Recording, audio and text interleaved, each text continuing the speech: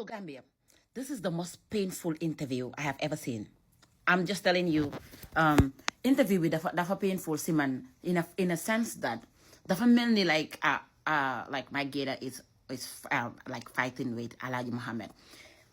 My new dissect two part of the interview and that's all because I cannot do this like that's my over matey like that not could like matey in a sense that I'm going hate come mbala fatale, you understand, watching the interview, understand again.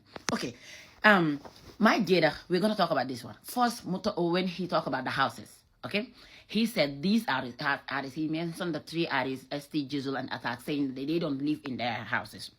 They don't live in their houses. The keyword live. Okay, Alhaji Muhammad fact checked my jayda. Munekone, no, ST live in his houses, and which in his house, which I have actually confirmed. ST dapat amkir. Like that's true. He has his house. He lives in his houses, and he actually built another one in Brikama. Oh my God! According to people, you know that for overnight. That is, I mean, that's crazy. He has money. Understand? But then he said Jizzle does not live in the house that he bragged about in the song.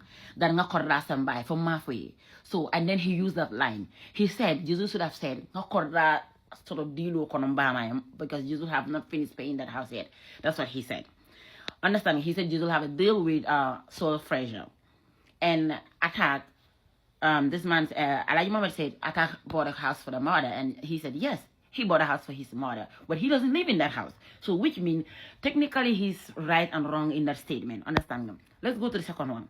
Alhaji Muhammad keeps saying, oh, you abuse people, you insult people in your song, and this boy keeps saying, my girl keeps saying, no, I don't abuse people, I don't insult people. For more than 5 whole minutes, Alhaji Muhammad drag the same thing, and the boy keeps saying, I do not. Instead of Alhaji Muhammad saying, okay, these are the proof, like the way he bring the proof when it comes to the housing. Okay, this line and this line in your song is insulting this person. And then the boy can defend that and say, okay, this is why I say this.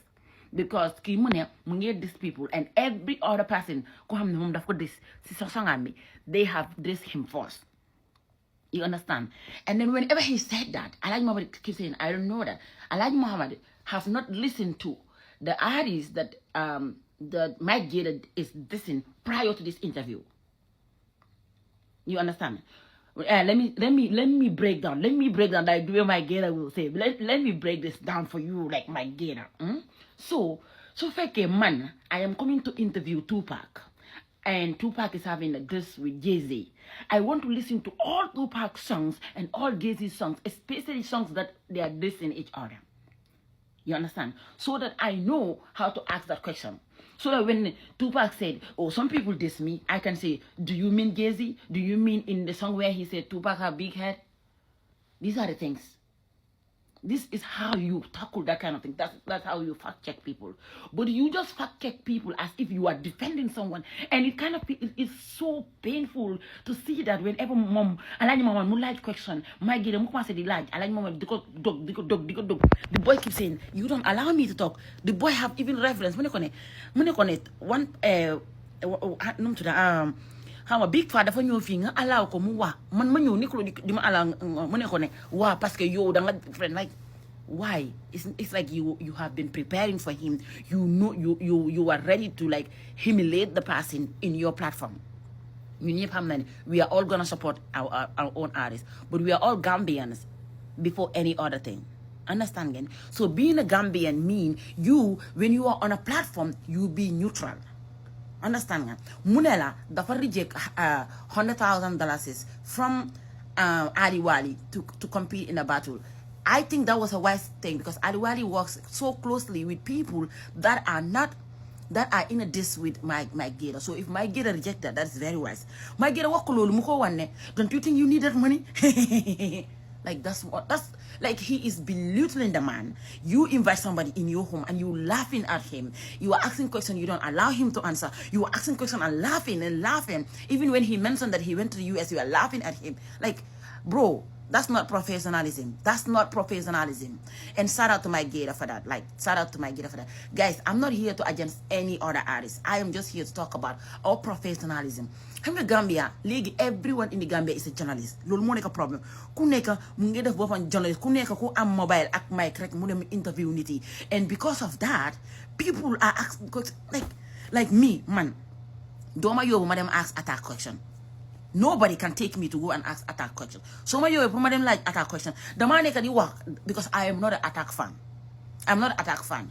This is the problem because I'm a journalist and I'm not an attack fan. So for that being the case, because I don't have degree in journalism, I am not trained to ask question in certain way in a professional way. Somebody made the interview attack. The interview it's gonna look like an attack, and that is what it was happening in my Jada's interview, which Alaji Muhammad, in a sense that he has even pushed the man to even say things that he doesn't want to say. Like, for example, a conversation on me, like at some point, there was things about attack that and Jizzle that he doesn't want to say. And these are his people. Understanding? So, like, he is just trying to, mainly, is my Jada, one dekabi, come, my Jada is not a good artist. My Jada, like, that's not a platform for my Jada. I just want to say kudos to you for even going to that platform. Because you know that platform, like, you are never going to have a 50-50. You're not going to have a fair interview on that platform. I am telling you the truth. That was not a fair interview. And, yeah, I'm just going to stop here. And please, come to my comment section with, be polite. Do not insult me. Understanding it. Bulen nyo susuma comment section ak saga. Parce que luma nekk di wat diga la. Ala ñu wat diga. Alain Mao, just because he's a MC does not make him a journalist. I appreciate whatever he's doing. But guys, come on. That was not an interview. That was not a fair interview. That was not a fair interview.